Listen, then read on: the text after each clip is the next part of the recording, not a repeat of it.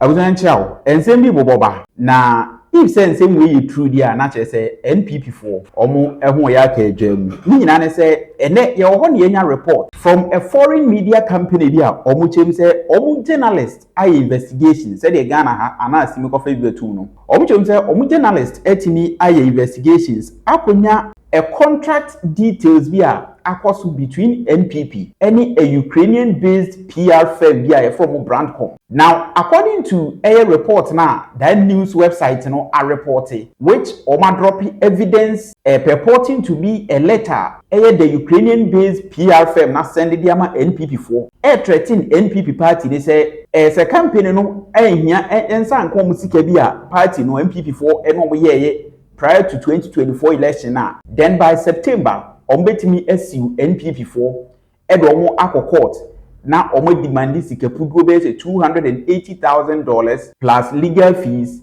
interest ahodo ene ade abusia sa letter ni nyina no yensa kan yebetimi esane mu di ama. Aside that ebra report ne by na the alleged letter ifri the Ukrainian based brand comfort company no ho ekọ NPP asoye no allegedly no NPP4 and then Omotimia release statement also responded with a counter threat to the media house now leaky that info no abusensam no wild deja na as usual ha yebema breakdown near amount timeline of events and near my eba na watimi ati ase full summary any breakdown no ha abusen wom papa because we na kweye say wako bosom ho akwaji ade na eja se wutia wabo ade eno ene duru aboade no as a NPP4 person mo che company didi if say details no true dia eno ena ma company chem say eno mo so betimi akọ court but NPP say omo so betimi akọ court na bi so it been some legal tassels we ene betimi akọ so but as it stands now a statement have be ba bonte obi e kan side the official court proceedings there obi entimi take action na go san ko pie mu social media ene ye ho na media company bi Omudini the allafrican.com. Omo drop a bombshell report. Na report omo heading. Omo say Ukrainian agency Brandcom demands $280,000 from Ghanaian party. Now a report we buy no. Okopimo other international news site MSN almost reported the same story. Now according to allafrica.com, report no HMA per documents almost aka ebi letter omo allege say if Brandcom ho na make us say Brandcom no Ukrainian based PR firm which me contract omo na omo run social media campaigns ahodo e dey abo business or campaign or political party any dwumade bi a wudi omo run social media TV adverts say omo ye PR firm dedicated omo dwumade a omo di eno na report no HM say omo a chance on a letter Brandcom for ascended the akoma NPP4 giving NPP a deadline say in about 2 weeks or 10 days no NPP4 into almost seek omo ka $280,000 emfa mo sa anya sa de omo court na by September omo a drop it full evidence including Zoom calls ahodo a omo ni NPP party no NPP ema omo contract eso omo nye. Now according to the report no contractor Omuchem say omni NPP fu enya ene say the NPP party by 2024 brand yeko election no omo contacted Brandcom for etimi echom say omo pese omo running social media campaigns etimi edema omo against the opposition party any opposition party no presidential candidate your friend say President Mahama. Now enema bi eka ho including screenshot ahodo HM say after the contract was agreed no more sign some of the campaigns are company nature say omurani ibini. Now there is this flyer na Ekosiisen on social media was it John Mahama took $200 million from Credit Suisse to build 5,000 homes. He squandered the money and built only 1,513 homes. Where is the money? One of the flyers are company name say omu designing according to the allafrican.com report no ebi eno again omu sign another flyer be against President Mahama where he stated say in the flyer no supposedly omu say Mahama can say I won't spend $2 billion on education especially on free SHS when people can afford it. Omu to also STT other flyers ahodo a omu designing against President Mahama ni nyina no from the contractor na say omu ni NPP4 enya abusunya bibiri no omko so chebi say as part of contract agreement and omo MU and I say dwumedi omudi no Omutimi create fake social media accounts ana a number up to base 430 Facebook and social media pages ahodwa na omode run concurrent ads and messages against President Mahama because NPP for task from them eno. And in effect no omo campaign no etimi run ya ma chese omo kra to aso contact other influencers ahodwo etuetu omo sika de ma omo eso mo ntimi emboa ema campaign nkoso na ni nyina ewo agreement a omo ne NPP party no etimi enya enum eno no omo chem say after so omo edi omo dwuma omo execute omo a part of the agreement contract omo ne NPP fo enya eno although say party na ntimi ama power de but they expect say NPP fo betimi atua omo sika a omo de ma omo ana say omo no mo agree e contract mu e de ama omo asese no according to allafrica.com report any letter omo eka ho a omo che say a free brand conform ho from Ukraine Eko NPP party headquarters aso no omo chem say NPP for eso omo ti omo sika $280,000 edema brand com PR firm no as part of agreement a omo timi eyeye na busunya letter na brand com for allegedly omo atwe ede akoma NPP for demanding omo sika na ewo ha me be kan na omo breakdown of $280,000 in the na ewum na afi no NPP for response any other enema eka ho yetimi ede amount. Now further reports from the africa.com or the allafrica.com etimi chem say omutimi trace IP addresses of some of the social media accounts brand for HSA omo educating propaganda campaign against John Dramani Mahama ebra omo e contract and as NPP for e contact omo no now omo chem say omo trace some of the social media accounts the IP address which is the location e dey try create that social media pages no a link it back to Kiev which is the capital of Ukraine. Eho ene nipa tonight said we be Accra now create a Facebook page now other running advert against presidential candidates from a foreign country eno mo chem so mo track no say na so those social media accounts no you create wo Ukraine but then you post to Ghana politics and Ghana election ho niema Enyama ni post ni nyina no anti Mahama campaigns and no mo post against President Mahama ne also. Na busunya there is a screenshot allafrica.com e dey attach on report na HM say letter brand for tray e dey ema NPP a omo chem say omo up to 10 days e say omo nti omo sika ema omo nyesa ombetimi edo ma court na omaje omo sika busunya letter no wa high no so mensa kan ye betimi breaking it down now yon quality no the letter is dated 15th of July 2025 now subject was a termination of non-disclosure agreement NDA and notice of legal action for the evasion of financial obligations. Now omuchem say we hereby inform you that Brandcom Group, which is the legal entity LLC Brandcom Communications, unilaterally terminate the non-disclosure agreement NDA dated 4th September 2024 to 4th September. And we make that agreement now as part of omo contract agreement, no more non-disclosure agreement, which is Brandcom for intimi enka omo contract with details via entre other third parties. A confidential between omo any NPP for. But because the NPP has failed to pay them the money, almost deserving intino. Now they are breaking that non-disclosure agreement now to give the details of the contract. Now, omo atretre nsema but yonko details of contract no any breacher NPP for a breach. According to letter allafrica.com for chess omo sakan omo chem say they are demanding unpaid service a total sum of $280,000. Breakdown no any. Almost say from that $280,000 no agreement omni NPP enya say the NPP was supposed to pay them $120,000 for development and coordination of a social media communications campaign. And deliver and it was documented in a report submitted between 12/11/2024 to 15th December 2024. Now, as part of that agreement, for $120,000, they were supposed to create 7 campaign phases on 3 digital platforms, both in English and local dialect content, so English and Chi. Again, pay another $80,000 via into strategic consulting, research and intelligence related services. And also,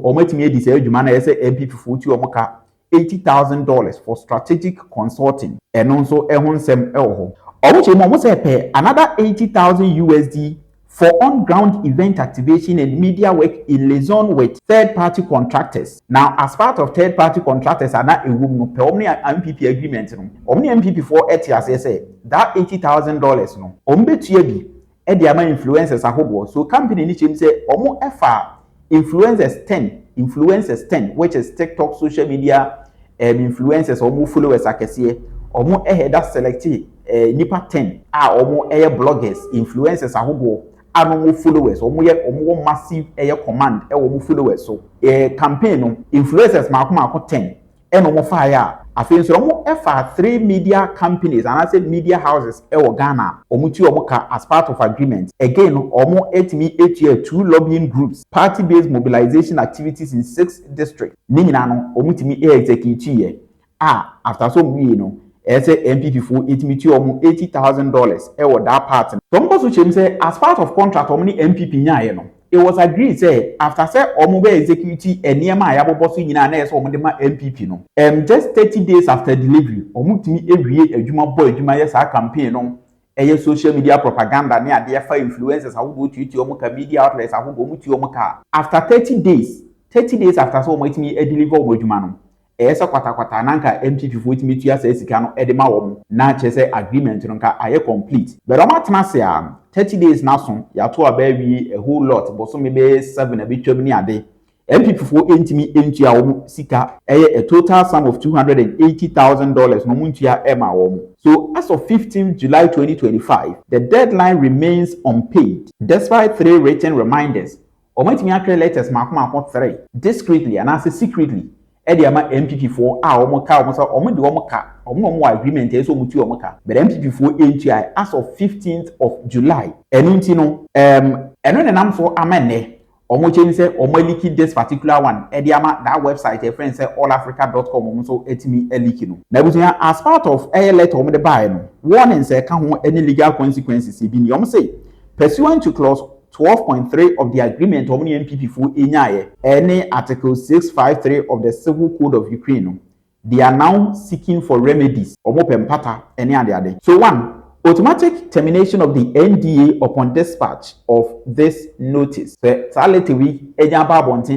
automatically, Omni NPP as part of contract agreement, Sikasemi and the Crown, na ewum ese omo the friends say NDA company no enka contract munsem enche third party. It be a bet because say NPP for this contract agreement no automatically company friends say Brandcom PR firm we Ukraine or me I cancel the NDA part na agreement we say more count we see or mateto or beka. Aside that Brandcom group's right to disclose information including contract details, media materials created for the NPP, involvement of campaign coordination and maybe I know contract mubiano company ni say if you Ombetimi release as evidence as a ampa omni NPP for enya that agreement no.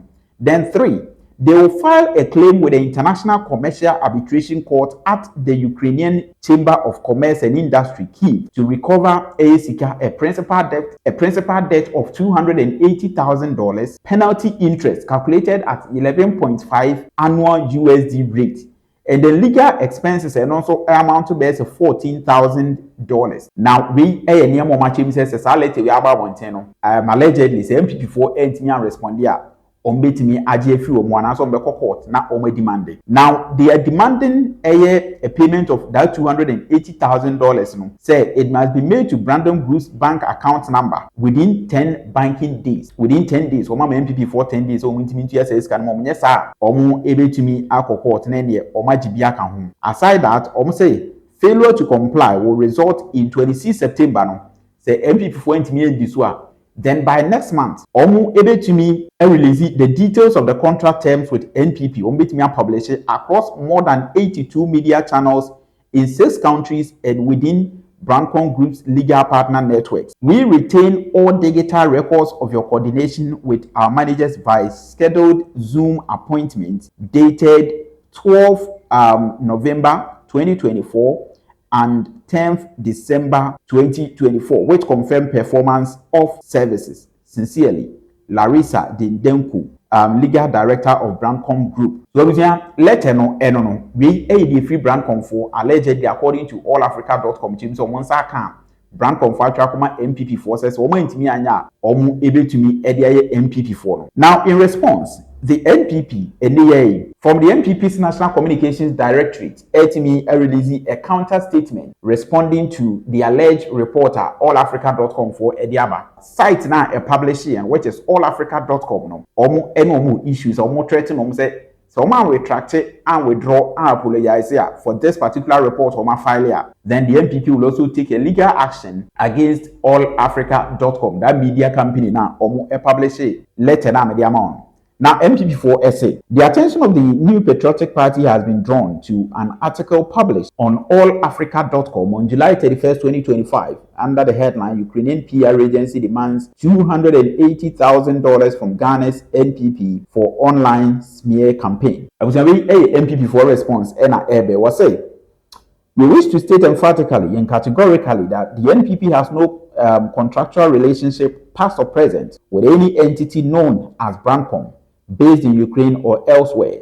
The claims contained in the article are completely false, baseless, and defamatory. At no point did the leadership of NPP engage, authorize, or instruct any foreign agency to operate fake social media accounts, produce smear campaign content, or undertake any unethical digital activities during the 2024 presidential campaign or any other cycle. Company now, a site na FM so allafrica.com,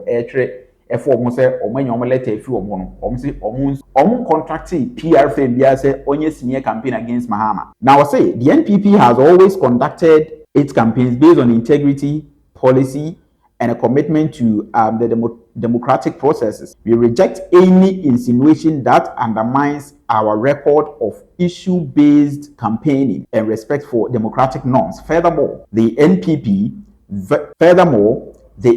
views this publication as a deliberate attempt to tarnish the image of the party and sow public distrust. We demand an immediate retraction of the fake claims and reserve the right to pursue legal action against Brancom and any media outlet that publishes or republishes these unsubstantiated allegations. The NPP remains focused on building a prosperous Ghana through bold whatever.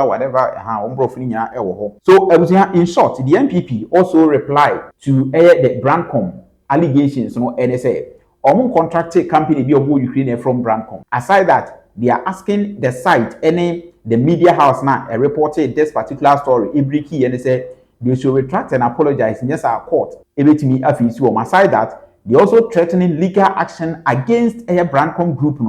As a said report, we are not said letter, so then the NPP will take them on. Aside that, all other media houses they let me share that story Libiano or make me enya. So NPP for reply in connection to the alleged report Alberto said by 2024, a brand new election on party it me a contractee, a Ukrainian PR firm, as a omutimi propaganda against President Mahama. Into the company allegedly per omelette say create social media accounts close to 430 social media pages and any file fake news any propaganda against President Mahama. Kosu say per letter no abusia etimi efa influencers akesefo followers more Ghana, and I say influencers more Ghana, more followers. What I say, nipa 10, influencers 10. It me for mu tutu omuka, so mu nyina join the campaign nene. Omu working against President Mahama, and nyina eka contract details no ho. Siketi omutuama those 10 influencers, any media houses nyina no. NPP for ka so omutuama omo pack. Omo etimi atwen for some time, sika nemba. And into omo NPP for 10 days from the day of the letter, which is 15th July, they say. So then they are going to pursue legal action. Aside that, legal fees are NPP for me aside that, me release details of contract including Zoom calls any all other communications NPP for confirm that agreement. And NPP for to so we are waiting and hoping. In fact, I can't say as at the time I need to make that report yet me after a request to the Brancom group. Yet me a request is obey me confirm BBC. Ediama say indeed BBC akoswa. But as it stands now, allafrica.com any breaking story na ebusia MP4 et me a reply with a legal threat to allafrica.com and to the Brancom group say BBC answer here. ometimi esi wom. So this is where we are.